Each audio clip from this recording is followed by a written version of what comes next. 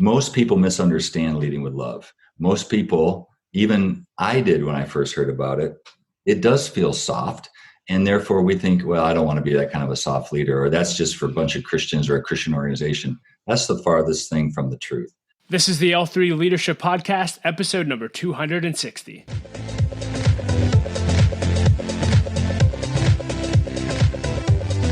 Well, hey, podcast family, and welcome to another episode of the L3 Leadership Podcast, where we are obsessed with helping you grow to your maximum potential and to maximize the impact of your leadership. My name is Doug Smith, and I am your host. In today's episode, you'll hear me interview Joel Manby. If you're unfamiliar with Joel, let me just tell you a little bit about him. Joel has been a CEO of major corporations for over 25 years. He's been the CEO of 4 different companies. One, he was the CEO of SeaWorld. He was the CEO of Herschend Enterprises, which is the largest family-owned theme park and entertainment company in the U.S. He was the CEO of Saab Automobile US, and he was also the CEO of Amazon's car selling partner, which was eventually sold to CarsDirect.com in 2001. He wrote a book called Love Works, which answers the question, can you actually make a profit in business and still love people? And he argues that you can, and it's a phenomenal book. It's actually how I first heard about Joel. Andy Stanley interviewed him on his podcast probably about 10 years ago when the book first came out, and so I picked up a copy of the book, read it. It was phenomenal. It's a must-read for business leaders, church leaders, nonprofit leaders.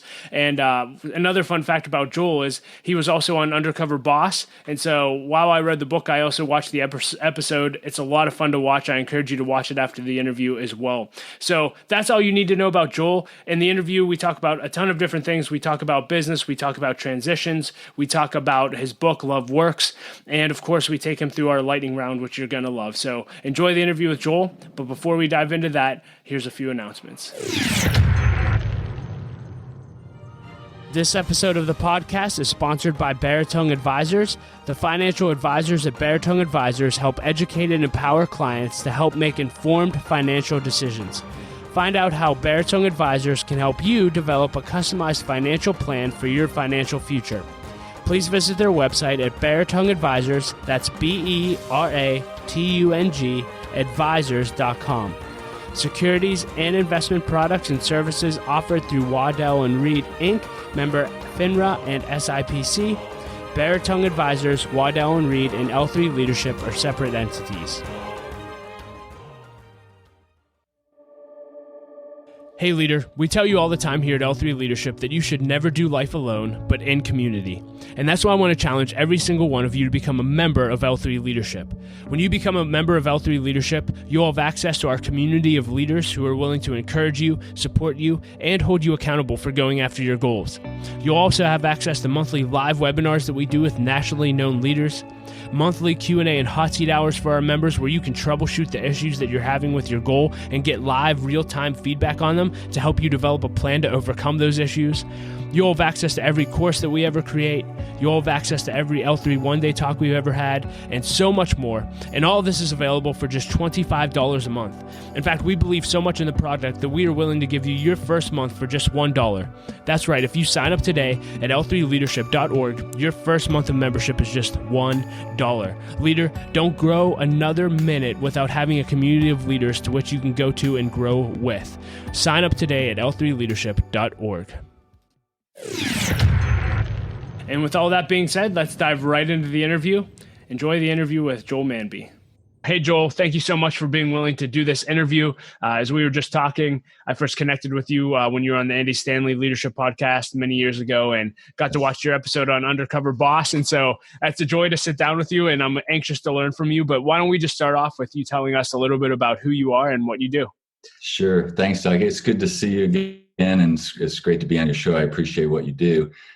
In a nutshell, I'm married to Shannon, have father of 4 wonderful children, and career-wise, I've been a 25-year CEO with 4 different companies, and from that, just a lot of learning experience that I'm in retirement mode to some degree, but I really want to focus on leading with love and how to help other people and companies do that.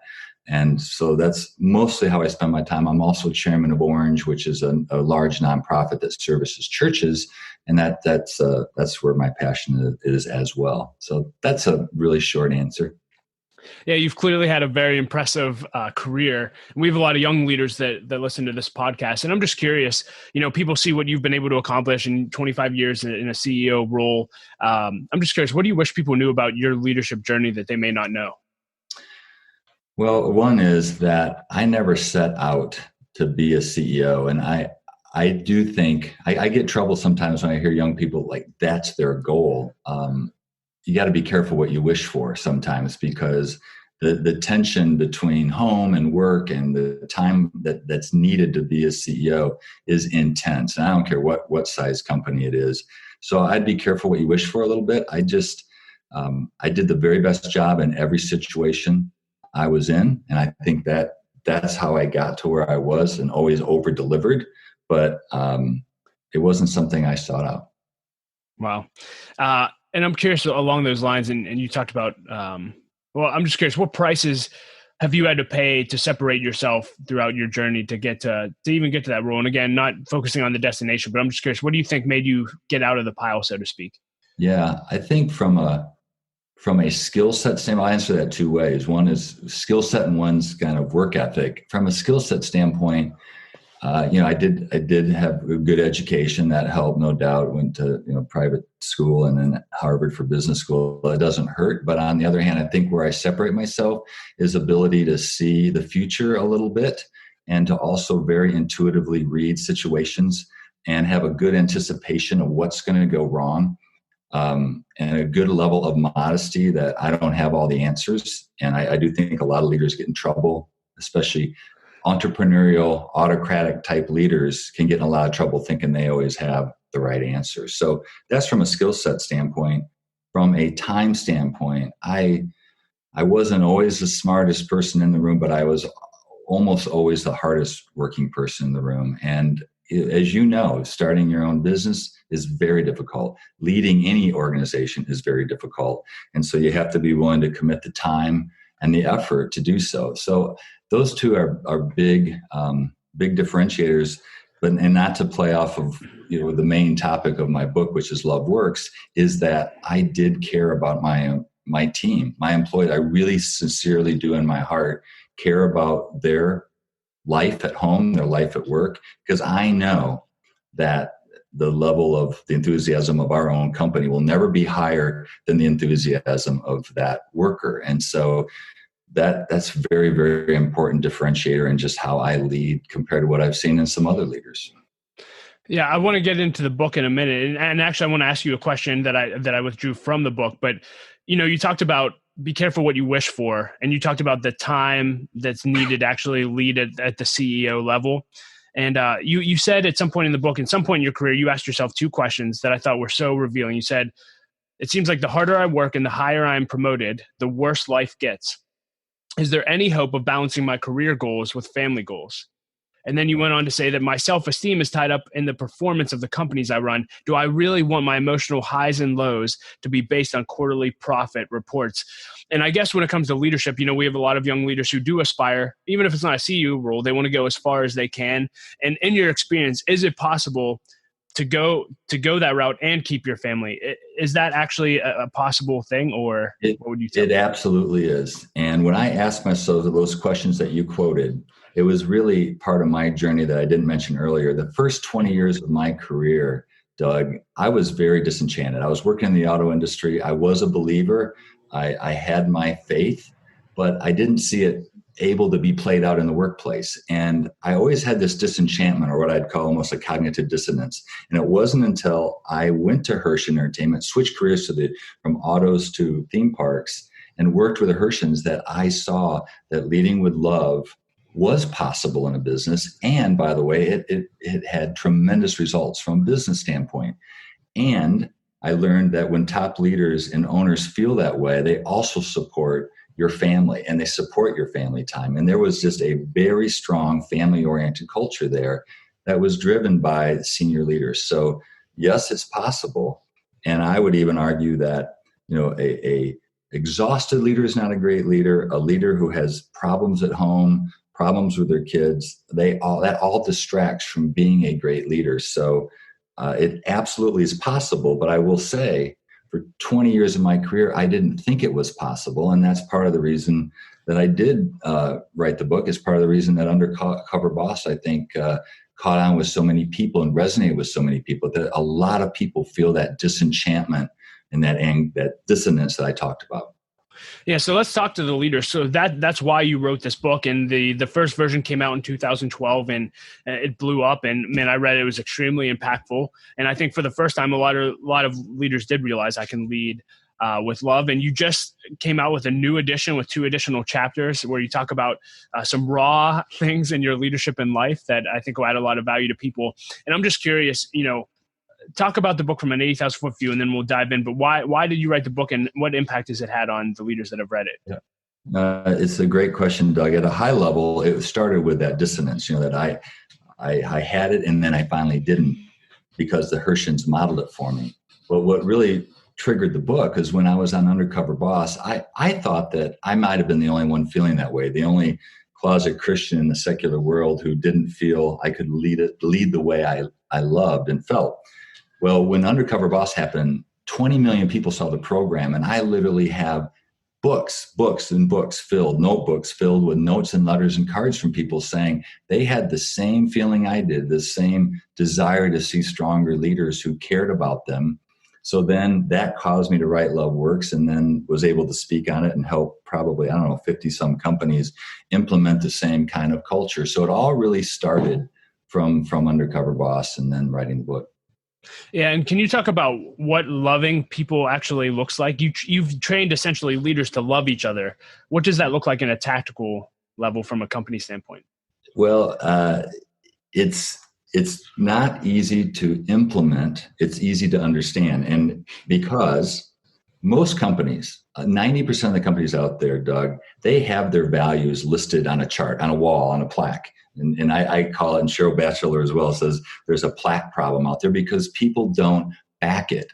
So the important thing that's in the book that's non-intuitively obvious is there has to be processes behind it. You have to define the words, whatever they don't have to be the words of love.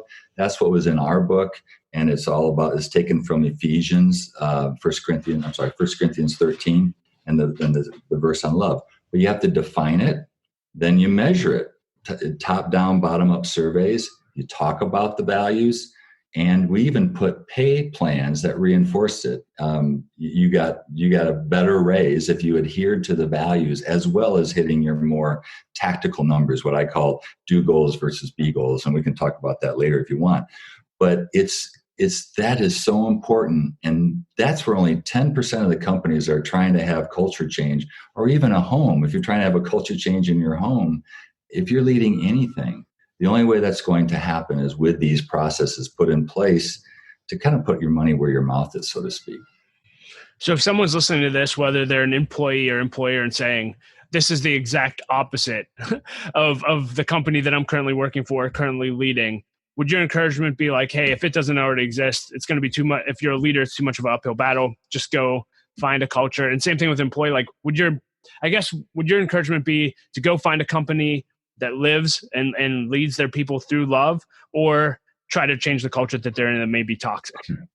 That is a great question. And the answers vary. First of all, even if you're in a supportive environment with the right leaders, the right owners, and you're trying to change a culture as part of the team, it's going to take 3 years. So first of all, be patient. And the results that Hershind or SeaWorld received from leading with love, when we went into turnaround situations, it did take 3 years, and we can go into that more. However, if you're part of an organization and the senior leaders, the owners, just don't believe in it and don't back you on it, my honest answer is to go elsewhere. And I didn't used to say that, but that's what happened to me at SeaWorld. I went in with a plan, and the board supported it. And we were making great progress in all regards. It was a very, very difficult turnaround. But a new board member came in who got control of the company, and he didn't agree with that part of it. He just wanted the numbers only, and he wanted them fast. And so he didn't want to wait anymore. And so we got into I waited too long to leave, and I didn't leave on my own accord. It was a mutual decision, and I don't want to paint an incorrect picture. but I tried too long, and I got too much gray hair and too much stress. And so even though every person can play a big part in the culture, I would also say life's too short. And I learned that when I was 40, I would have said, stay and make a difference wherever you are.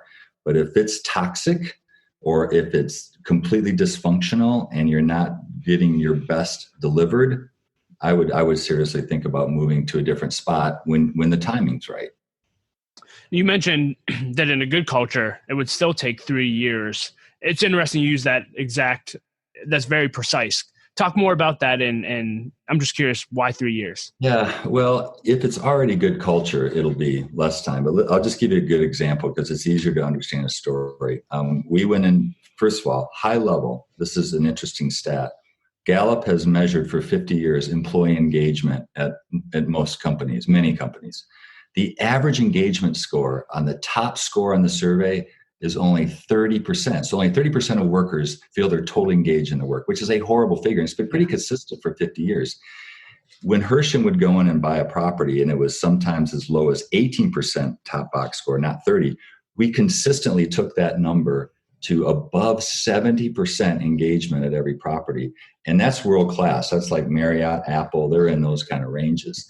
And what we did is basically exactly what I said earlier. We would go in and they would be taught the values. We'd measure them. We'd talk about them. We had to make changes.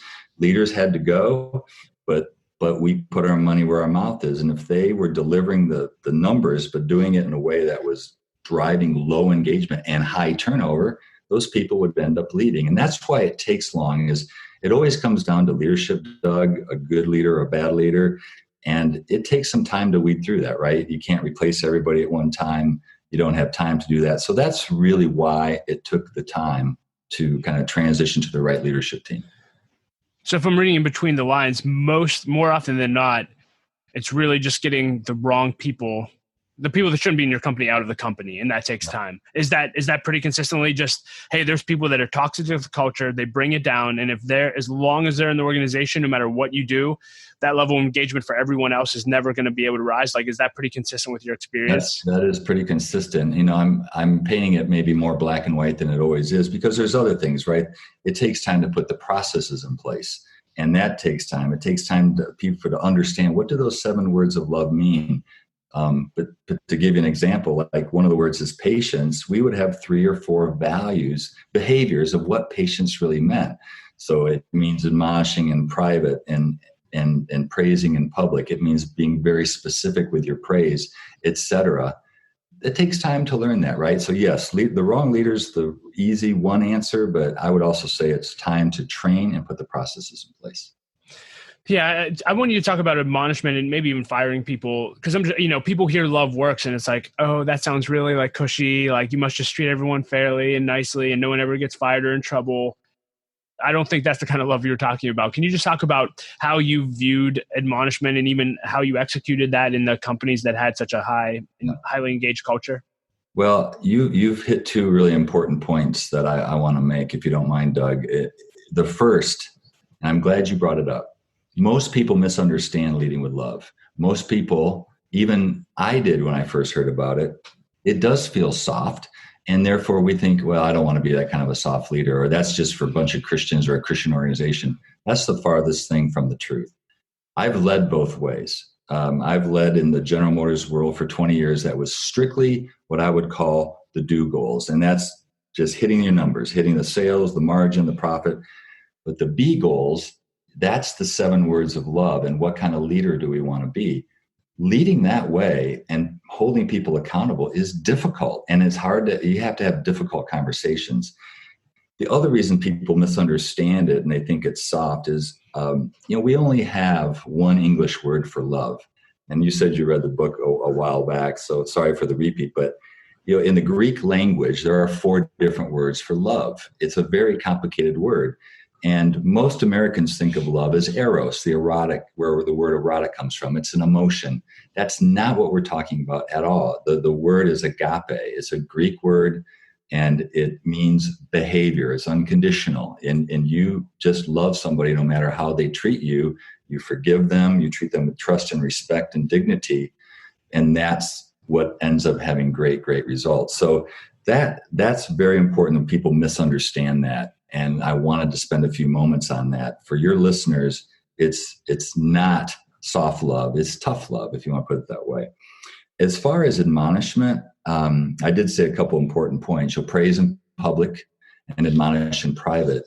But I think more specifically, when we admonish, what I have learned the hard way by doing it incorrect a lot in the early part of my career is, first of all, be brief in the admonishment, be very specific. The biggest mistake I see other leaders make is they generalize people. They put them into a category as opposed to, in this situation, you made this specific mistake. And then the third point I'd say is build them back up with some heavy praise, and then put them right back into the situation again, right back on the horse. In the movie Gettysburg, I love that scene. It's an old movie, but when General Lee admonishes Jeb Stuart, and he does it very specifically, he reinforces him, and the next day he's leading in battle again. And I thought it was a perfect example of how we should admonish people. But I would say it's probably one of the weakest things that most leaders have in their repertoire is the ability to confront people, tell them the truth about the situation, but that's leading with love. If we're not doing that, we're not being a loving leader. That's what I would say. And to follow up on that, I'm just curious, once you admonish someone, if someone's not working out, clearly you talked about getting rid of people who are toxic to the culture. How long will you give someone generally before it's just like, hey, this isn't working, you got to go? Is it, do you let them go for 3 years or three days?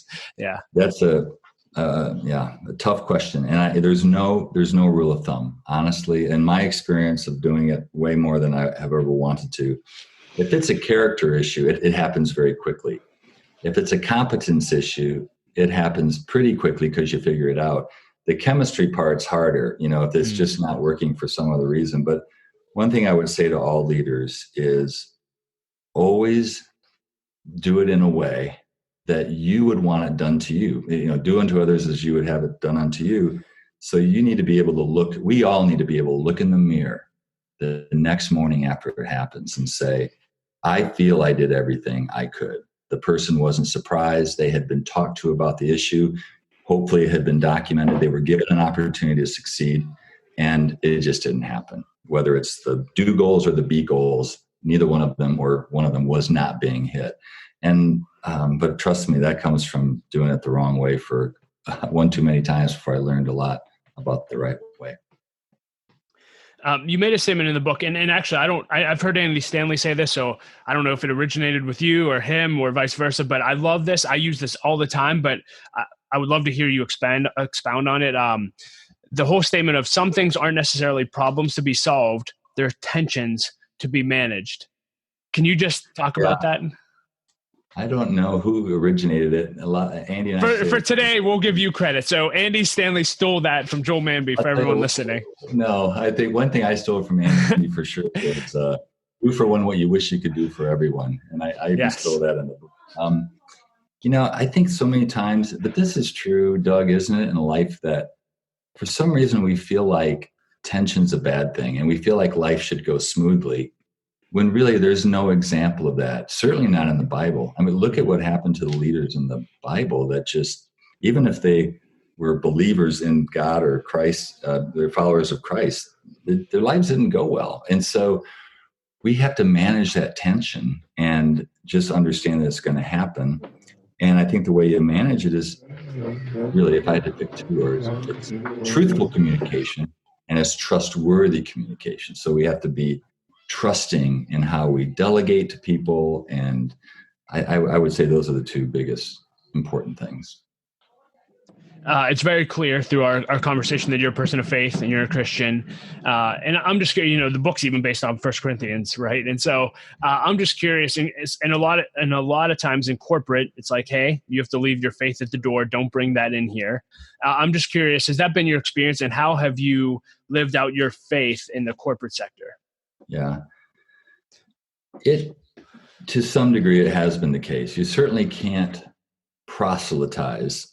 And this is you've hit on something really important for people. This is why I'm so passionate about Love Works as a concept, Doug, is because if we think of being Christian as the Great Commission, that we have to basically minister to other people by converting them or getting them to believe in God, only the stats say only 2% of Christians actively evangelize. So that clearly isn't going to hit the spot for most people. But when you think of the number one commandment of loving other people, and that still gets good results, that's something all of us can do in any environment. And we don't have to talk about our Christianity. We have to live it out. And that just means following those words of love, in my opinion. And when I shifted my mindset, so that first 20 years, I kind of was thinking, A, it's not possible, and B, it's all about sharing my faith with people. When I converted to, I am sharing my faith by loving them, and then the faith questions come out of that, and they often do, then my whole perspective on that question changed. I would just really encourage young leaders to think more about the be goals, which are the words of love, and less about the do goals. I feel like that's really where true contentment comes from. And when I have failed on the character side, it had devastating ramifications, and it sticks with you forever. And so I would just encourage people to look at the B goals as the definition of success. And I think that will help eliminate that angst of being in the secular world, because we need Christians in all areas of life. God knows that. And so that's the best answer I can give there. You were in the entertainment industry for a long time, and obviously it's all about the guest experience. Talk to us about creating great guest experiences. What have you learned? Well, I mentioned it earlier, but I have to repeat the phrase because it's so key. When you're in any kind of entertainment or frontline business like that, anything that has guest experience, the level of enthusiasm of the guest never rises higher than the enthusiasm of your own employee. And when Jack told me that, it was like bells went off everywhere. I actually never quite saw it that way. In the auto industry, the front line was, especially at dealership level, was treated so poorly. So it kind of reversed the org chart, that the front line's the most important. They need to be supported. They need to be loved. And that is absolutely key in making a great guest experience that's worth repeating. I know it sounds simple, but I am shocked by how many companies I go into or consult with or I'm on the board of, that they don't start with what's happening at the front line. They don't start with what their customers are going through. It's always much more theoretical and financially driven. And that's always shocked me. So it's an important point. Talk to me about thank you notes and leadership. That's one of the great things I learned from Jack is he writes notes all the time. I still get them, even though I left and went to see where we remain good friends. I still get notes from Jack. And it's a lost art today, right? Because of email and texting. And I know I sound really old school in saying this, but I would encourage everyone on this phone to break through the clutter and start writing handwritten notes of thanks to people. It will be a gem for them. They'll keep it forever. My kids still have every note I wrote them because they told me, and they're in the boxes. But the thing that people don't understand, it's intuitive to see what it'll do to another person, right? It'll encourage them. And none of us get enough encouragement. But if you start the day thinking of yesterday and writing down what happened and thanking people for things you saw yesterday, it puts you in a good frame of mind, puts you in a mind of positivity, and you enter the day that way versus what do we usually do? We pick up the phone, text, emails, pressures start to hit us. I just think it's a great way to start your day in a more positive fashion. Can you talk about, I'm just curious your view on leadership versus management. I had an executive tell me once that management is the path to leadership. Like you have to go through management. I'm just curious, are the two different? And what would your advice be to young leaders on getting, I just want to hear you talk about it. Well, there's a lot that's been written on that. I actually think they are very different things.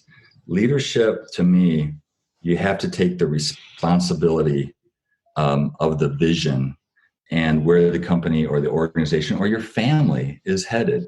I think management is more making sure you're hitting the day-to-day numbers, but leadership has the trajectory of 5 to 10 years out. And that is how I look at it differently. Many people are managers, but I think leaders are fewer and farther in between. I do think it can be taught, but I also think a lot of it is kind of genetic, or at least you see it early in life, right? I mean, leaders usually are also captains of their sports teams, or they led the class government at their school. And so I think there is a difference, but it's more that vision looking forward. That's the differentiator. You talked about leading your family, and we've talked about it earlier in the podcast of, asking this question, can I keep my family and still, be in an executive role? What have you learned about leading your family well throughout the 25 years you were an executive? Well, I've learned there's two distinct answers to that.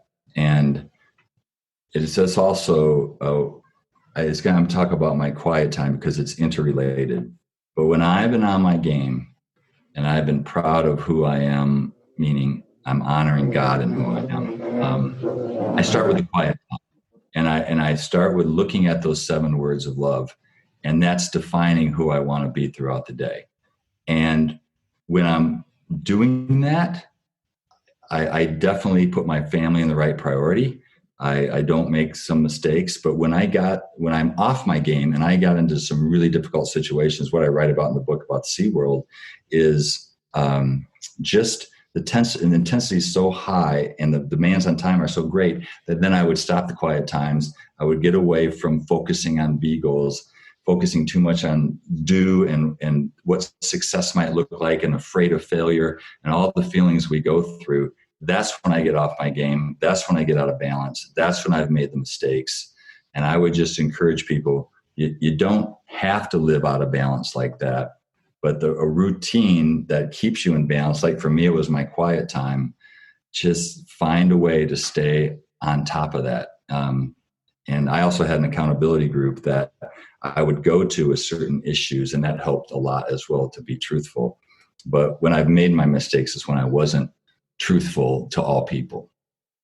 A question that I always like to ask leaders, especially that have been in an executive role before. I just want to hear you talk about what you've learned about money throughout your career. I believe if I read correctly, like your family growing up did not have a lot of money. And so you're kind of a first generation executive and having the roles you have. That's correct. But talk to us about what you've learned about money. I've learned that it's not as important as we think it is. I drove way too much to have money because I did grow up poor. I've asked myself this question 100,000 times. I made so many decisions of where to work or whether to go to another opportunity just because it was more money, because every fight, every argument in my household growing up was about money. And so I was so bent on not living in my dad's footsteps of not being able to provide enough that causes tension. And so having looked back, I made too many decisions based on that. And yeah, you could say it's easy some people could say it's easy for me to say because I've been CEO for a long time. So obviously I've built some net worth. I would say though, in the end of the day, it has nothing to do with happiness. It has everything to do with going after the wrong thing. It is the root of all evil if you look at it wrong. I don't think money in itself is evil, but if it becomes your focus, it can become evil in a hurry. And that's the best I can say on it. So as you reflect on that, I'm just curious, would you do anything differently if you could start your career over today? Interestingly enough, I'd still say no, probably not, except I might have stayed at Saab longer. I think I ran from Saab because my wife was putting up the red flag of, hey, you're not home enough, you're traveling 80% of the time. And I think I should have worked harder to make that work, but that really wasn't a monetary issue. It was more just I was too rash and too rushed in leaving Saab to go someplace else to fix a problem that maybe I could have fixed if I had worked harder within the company. But I want to start to transition into the lightning round. But before we do, is there anything else you want to tell leaders about the revision of the book or anything about what we've been talking about? I think just that if any of them feel that angst that I talked about, or they desire to lead in a different way, I think it would be a fun read for them. All the royalties go to help a nonprofit, which either helps employees in need, or Orange, which is the ministry I talked about, and just would appreciate any support on it. But I encourage them because it certainly turned my life around. And we'll include links to all of that in the show notes. So with that being said, let's dive right into the lightning round. Again, just a bunch of fun questions that I love asking all leaders. And the first one is, what is the best advice you've ever received and who gave it to you? Well, it really was Jack Hershen on the difference between do goals and be goals. But it was also my mother when she told me that every time I come into contact with somebody, I have a chance to make their day better or worse. And she trained me to make people's day better. And it's just served me really well in my whole life. Why leave people feeling down? Leave them feeling up if possible. If you could put a quote on a billboard for everyone to read, what would it say? It would say, love others. What's the best purchase you've made in the last year for $100 or less? Oh, geez. Actually, it's going to sound conceited, but it was just buying one of these lights for all these Zoom calls so that I can, because I'm in my basement and it was so dark I could never see, but they're a great invention. They're a great invention. It's not a very good answer. Do you have a book that you give away most often or that has impacted you the most deeply? Other than Love Works, you mean? Yes, other than Love Works. So that was bad. No, it's great. Go buy it, everyone. Go buy it. Yeah. It's certainly the Bible from a book I've actually given the most away. But as far as a leadership book, I would say anything from Jim Collins, especially one that's not as popular called How the Mighty Fall. It's a short read, and it basically says companies die more from indigestion than from kind of lack of ideas, from starvation. And it's just a really good read for leaders who are trying to do too much. If you listen to podcasts, do you have one or two go-tos? No, I do listen to Andy. We joked about Andy, and I listen to Brene Brown. I think she's fantastic. And also a guy named Les McEwen. I don't know if you've heard of him, but he's really good on stages of the companies and dealing with visionaries and that kind of thing. So he's really unique. What are you dreaming about right now, and what risks are you taking? Interestingly enough, I am a pure entrepreneur now, and that I started joelmanby.com, had to invest in the website like you had to do all that years ago, and doing some speaking and writing. And so paying people to help build out that network. And so I'm taking that risk and paying people, and I don't have cash flow from it yet other than, book sales. And I find it really, really fun. It's not something I have to do, but I really love it. And I love engaging with people. So I'm trying to build that out, and we'll see where it goes. Do you have a favorite failure in your life that led to a success in the long run? You mean my own personal failure or other people's? Yeah, yours. We can go the other one if you want to, but yeah. But no, I was actually thinking about 3M, how the failure of this glue ended up getting put on Stickum notes and ended up being huge profitable product. But for me personally, I haven't talked about it, but my biggest failure that turned to success was really SeaWorld. A few months after I left, the numbers had gone through the roof because they became public. And thank goodness I was able to get out with myself whole, either physically and emotionally, because look what's happened now with the coronavirus. That all those companies are on the brink of bankruptcy, or are they even going to survive? And so at the time, it seemed really difficult, but now it was a blessing. And the numbers did turn for a while, but now with Corona, nothing's going very well. You get to spend time with a lot of high-level leaders, and I'm just curious, do you have one or two go-to questions that you always ask when you get a meeting with someone? Honestly, your questions are fantastic. I'm going to take your list because they are really, really good questions. But I think if I had to answer the one, it would be, what did you learn from failure? So many things are given and focused on success, and I think my biggest learnings were from failures. That's why I like the question you just asked. And that's what I think every leader needs to know is we all fail every day. We just have to learn from it and keep moving forward. What is your biggest leadership pet peeve? It is lack of clarity. And most people don't give it like they think they give it, and me included, right? And the second would be lack of truthfulness. I think every mistake I've made is when I haven't been truthful with someone or myself, and that's my biggest pet peeve. Especially entrepreneurs have a hard time letting go of things, and they need to be clear what the decision making is and who's doing what, and that helps a lot. Aside from your family, when you were an executive, what's the greatest investment of your time? I'm just curious, or money. Where did you spend your time that gave you the biggest ROI? Yeah, within my leadership piece, as far as making me distinct from other leaders I've seen and observed and watched, it is the time I spent focusing on the people side, focusing on making sure they felt included, they felt part of the team, they knew where we were headed, and sometimes to my detriment. And yet that's where I would invest. So if you want to say it was investing in leading with love or the Love Works principles, that's really where I over invested versus other leaders that I've seen. And I'm not saying they're wrong and I'm right. I'm just saying for me, it worked out fine. Do you have any unusual habits that enabled you to be successful throughout your career? I do tend to have really odd hours. Like my most creative time, Doug, is when I'm kind of 11 p.m. to 1 a.m. And really? Yeah. Will's shaking his head. Will's yeah. I'm in bed for like 3 hours at 11 p.m.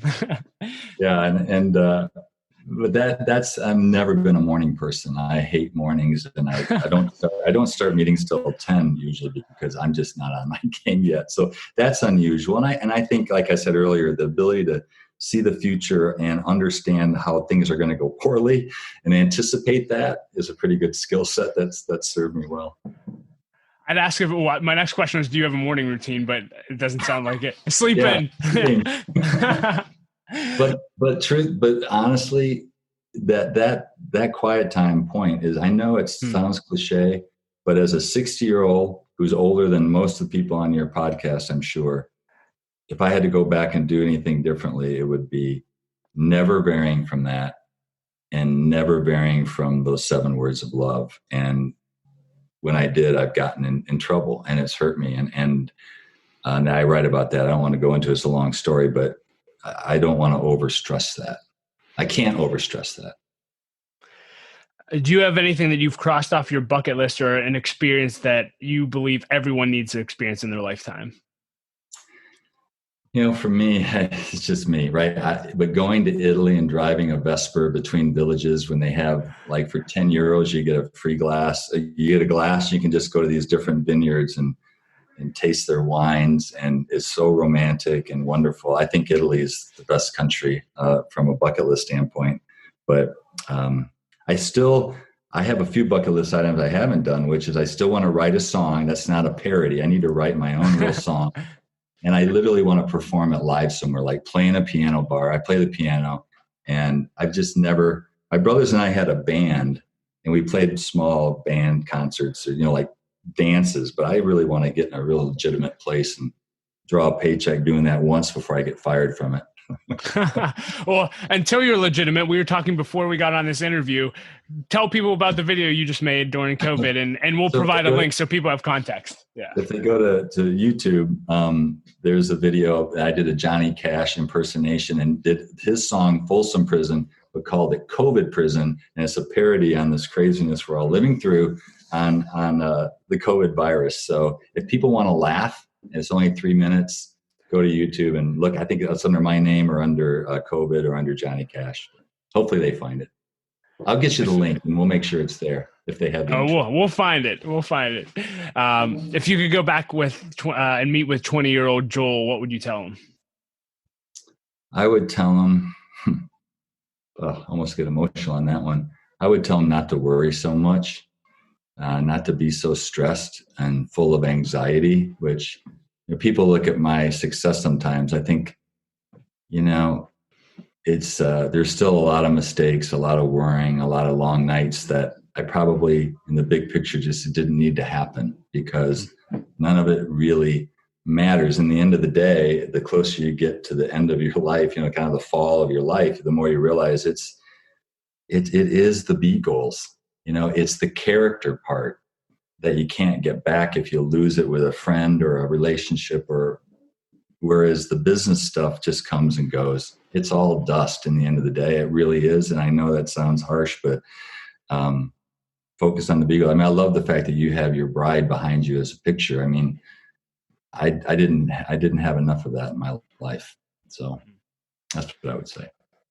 And you talked about, at the end of the day, at the end of your life, what matters. I'm just curious, what do you want to be remembered for at the end of yours? Well, the good news is I want to be known for the quality of my character, which I have some work to do with some people because of mistakes I made. I want to be known for the quality of my work, and I want to be known for the quality of my friendships.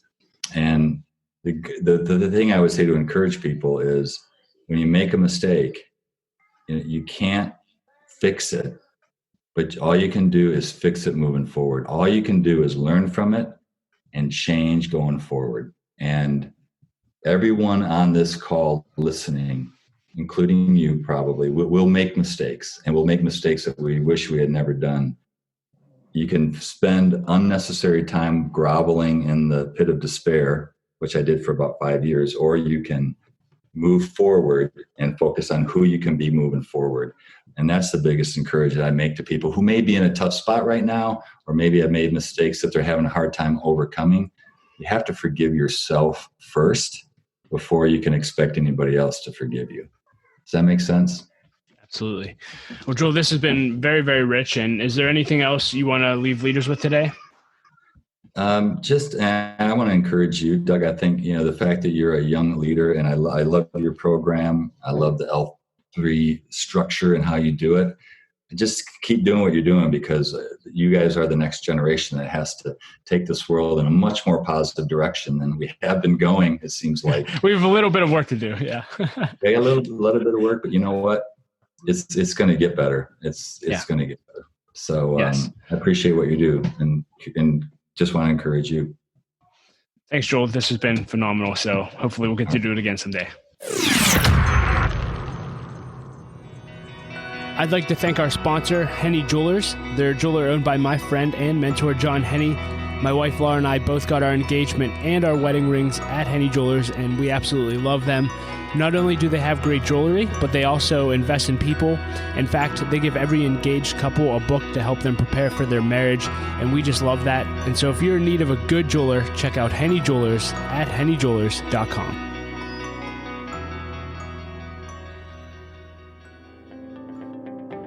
I'd also like to thank our sponsor, BAB Inc. BAB is an insurance broker, a third-party administrator, and consulting firm led by my friend and mentor, Russell Livingston. Russell is extremely passionate about developing the next generation of leaders, which is why he's partnering with us on this podcast, and he's also opened up his offices here in Pittsburgh to host our monthly leadership events, and we are extremely grateful for that. The nonprofit that I work at, Light of Life Rescue Mission, started using BAB as our insurance broker around 3 years ago, and we've had an unbelievable experience with them, and we highly recommend them. So if you or your organization has any insurance needs, please check out and learn more about BAB at babbins.com. That's BABBINS.com. Well, hey, everyone, thank you so much for listening to our interview with Joel Manby. I hope that you enjoyed it as much as we did. You can find links on ways to connect with Joel and everything that we discussed in the show notes at l3leadership.org/260. As always, if this podcast added value to your life, it would mean the world to us if you would share it on social media and let us know what you're taking away from the episodes. And also leave a rating and review on iTunes. It really does help us grow our audience organically, so thank you in advance for that. And as always, I like to end every episode with a quote. And today I will quote John Maxwell, and he said this. He said, "The function of leadership isn't to gather more followers, it's to produce more leaders." So leader, are you producing followers or leaders? If you're not focused on developing leaders, what are you doing? Get out there and start developing leaders. Hey, thank you so much for allowing Laura and I to come into your life. We appreciate you so much, and we will talk to you next episode.